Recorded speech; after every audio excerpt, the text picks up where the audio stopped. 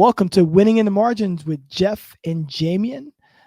Today, we're going to talk a little bit about March Madness on a little freestyle episode where we're just going to kind of talk it out and kind of see where this goes. Let's talk some March Madness, Jeff. Yeah, man, it's been crazy. I haven't caught every game, but I've been on fire. Even I've come in at the end of some games, and wow, man, it's been great. I did catch one though that had nothing to do with March Madness and everything to do. Did you happen to catch the Division II National Championship? It's one of the best games every single year. Wow, was that crazy? Did you see it this year? I did not watch it this year. You have to catch up with that game. Got to see that game. Yeah, it's always good though. I mean, when you get to the very end, like I watched a Division III National Championship. I've had a lot of good friends that are coaching in Division III that made it to the Elite Eight. But in Division II, I think I watched the semifinal game, but not the championship game. Okay. But when you get to the very end of the very end with the very best, yeah, the intensity, the focus, the camaraderie, it's just reached a level that very few people can fully understand. And it's because you're building towards that moment all season long to be ready to capitalize on it. And it was insane, man. You have this team from Florida who was the number one team in the country, and I can't remember their name right now. Nova Southwest? I can't. I'm not going to recall, man. I watched the whole game, but I'm not going to recall. It was something. And then you have West Liberty out of West Virginia. They play so super fast. Well, that's what I'm talking about. That's why we had to talk about this. Never seen anything like that. Nova Southwest plays super fast as well. Like they're both. Catch this. The head coach from Southwest was the coach at West Liberty. Yeah. When the coach at West Liberty was playing at West Liberty. Yeah. They played the same game, and it was the most insane 4 quarters of basketball I've ever seen in my life. I've never seen anything maintained for 4 straight quarters, so fast, so crazy, so fun, so inspirational, so motivational, so never giving up on any opportunity. I'm running, I'm gunning, I believe in it. And it was crazy to hear that the head coach of the team that ended up winning it was the coach of the player at West Liberty. They ran the same type of offense. It was absolute smoke, absolute dynamite, absolute fight to the very end. And what you saw there was the character of something that was believed in. And you saw 2 teams that went up against each other that never played another game like that all season long. Maybe will never play another game like that in their entire lives. But it was the same team back and forth and back and forth and back and forth. And it was pure fire, man. Pure fire. And they believe the game should be played fast. It should be played aggressive. You should have a lot of guys in and out of the game. Yeah, I've had a chance to listen to both those coaches speak a few times, just how fast that they believe you should play. Yeah. He would do this drill. The head coach for Nova would do this drill. And it's like essentially like you have to sprint full floor and guard a guy on the other end of the floor. So I think you start on one end of the floor. He throws the ball full length. So you're opposite ends. Throw the ball full length. You have to sprint there, guard the guy. And it's like, look how fast you can get. Look how fast you can get there. So it's like these like extreme drills. And I'm like, wow, like that's such a good point though. Like you can get from one end of the floor in 3.5 seconds and then be ready to guard. And his whole point is you've got to be able to do multiple efforts really fast. Yeah. Really interesting to watch. I'm sure the game was electric. Just because I know how both those coaches play and their mentalities. So it's just, that's definitely going to be a run and gun and fun opportunity. It was electric, man. And then to expand on that, the belief to run and gun in the way that they did is on a level that's much, much, much different. And I heard you say Nova. And so I'm going to, the Florida team was from, that's their name, right? Nova. Yep.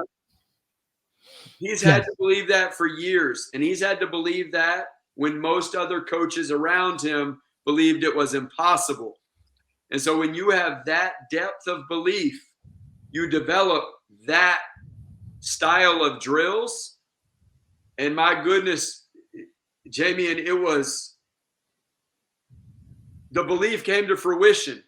The belief of the coach came to fruition. They went 4 straight quarters of nonstop rock and roll basketball, and it was both teams. You don't do that if you're not running drills in practice like that. Your practice has to be high tempo, crazy, nuts, learning to shoot under. I'm sure that practices within the summertime, practices in the early fall, I'm sure it's chaotic until they get seasoned folks, but they just know the pain that one man sees, the misfortune, and this doesn't work that one man sees on day one or on week one. We've just got to get through month one. Now the game's going to start to slow down because the game's slow. It was fast paced, like it was crazy exciting to watch, but it was fundamental basketball. Yeah. It was dynamite, man. No, they're fundamentally sound. I mean, here's the truth of it. And here's what I don't know if people understand. To do something really fast, you have to be extremely fundamentally sound. Yes. People think that playing up tempo, when I was at Emory and Henry College, my first job, we called the Emory and Henry running attack, and we substituted every 30 seconds, 5 new guys. And we had 3 different presses that each unit used. It was extremely fast. And we averaged 105 points a game. My second year in coaching, we were averaging 105 points a game, 20 steals a game. Just some incredible numbers we were averaging. You had to shoot the ball in the first 7 seconds. We had to shoot the ball in the first 7 seconds. All right, so you're getting up and down quick. Wow. But you can't shoot the ball in the first 7 seconds unless your plan is perfect to a T. Yeah. I mean, we're trying to get a shot for in the first 7 seconds, so you only have to guard for 8 seconds. Right? And you'll have to guard my best player for 8 seconds. So for us to get our best player 20 shots in 15 minutes, you'd have to really, you have to be perfect with your offensive execution, with your spacing, with your passing, so we would spend, 45 minutes a day on just fundamentals that would allow us to play faster. Wow. We didn't play fast for 3 hours in practice. We played fast for 45 minutes in practice, and we practiced the drills super fast. Yes. So we would have those kind of skills at that speed, and then allow ourselves to kind of be out there and be sprinting the whole time. And people just look at it and say, man, they're taking bad shots, or this isn't basketball. And it's like, actually, it's basketball on steroids. Yeah. Because we're just doing it way faster than you're used to recognizing. Right on. That's, man, my philosophy is play fast. And it's my philosophy because I know that most other teams aren't going to play like that. And so if they're not going to play like that, they're not going to practice like that. And if they're not going to practice like that, they're going to have heavy, heavy legs by the time the second half rolls around. We had 4 people that season puke on the court. During the game, during practice? During the game. During the game, no doubt. The opposing team. Yeah. I got you. Yes. I got you. Yeah. So the speed of it was real. I mean, you're getting up and down that floor, and we're pressuring you and making you have to drive the ball to the front of the basket. So your guards are really getting worn down, and we're playing 3 guys to your 1 guy. Man, when you're talking 8-second defense, 7-second offense, you are breaking the back of the opposing team. That's why this game with West Liberty and Nova was so impressive, because they weren't playing against a team that wasn't prepared, right? And even if you're prepared for Nova, you're prepared to know where they are. You're prepared by knowing, hey, they run up and down the court. We're going to have to hustle. The next 2 weeks, we're going to get after. But in this game, West Liberty was prepared. That's the game. Like, they're playing who they are. And that's what was so impressive, is that even though they were playing who they were, for 4 straight quarters, they both played that way. Oh, that's how you know you're sharp. Well, and they're just, they're, the thing is that because they're the same family of style of play, that neither person was going to blink. In some ways, it was like two boxers looking forward to fighting head to head in the middle of the ring.